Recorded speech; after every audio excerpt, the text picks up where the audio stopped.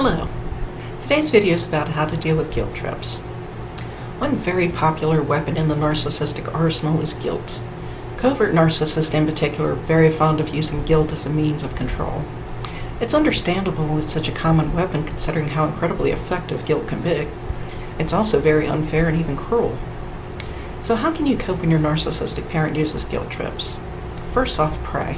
Ask God for wisdom and discernment so you understand when guilt's being used on you. Also ask for creative and effective ways to cope with it. You also need to recognize what is a guilt trip and what isn't. You need to know when someone is saying something to manipulate you or to help you change and improve yourself. Statements like, "It hurt my feelings when you said or did something," can help you. They point out a bad behavior that you can change.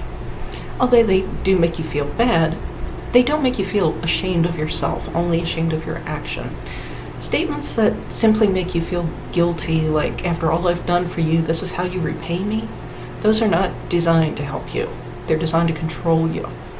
If the statement makes you feel obligated to a person or even ashamed of yourself, that's a big sign it's about control. You also need to be aware of the fact that narcissistic supply is at the root of every single thing narcissists do. Guilt trips are a big part of that. Being able to control someone via guilt provides supply by making the narcissist feel powerful. Seeing that person upset about the guilt also provides supply because the narcissist again feels powerful for being able to perfect a person very profoundly. The more you allow the guilt trips to work on you, the more the narcissist will use them on you. The best thing you can do is to pretend not to notice the guilt at all when you're in the narcissist's presence. Later, when away from her, of course, vent to your heart's content, but when in her presence or even on the phone with her, just pretend you didn't notice it then. Because if she realizes guilt trips won't work on you, she'll stop using them eventually once she sees they just aren't effective. Don't justify yourself or your actions.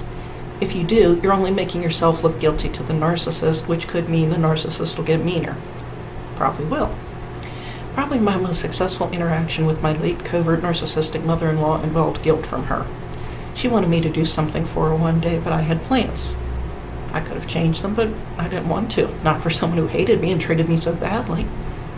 She kept trying to find out what my plans were. She said things like, "You must have something awfully important to do if you won't do this for me. I guess you're doing something for your parents since you won't even help me." Now, rather than explain my plans, which frankly were none of her business, I just ignored her. She got mad, but she couldn't be mad at me without looking foolish in front of her husband and mine. By not justifying my actions, I protected my privacy, avoided more nastiness from her, and she never tried to guilt trip me again. In fact, I found the entire thing funny because her behavior just got so ridiculous. So much better to laugh than to be angry or hurt. Remember, if you've done something wrong, you should feel a degree of guilt because it will help you to improve your behavior.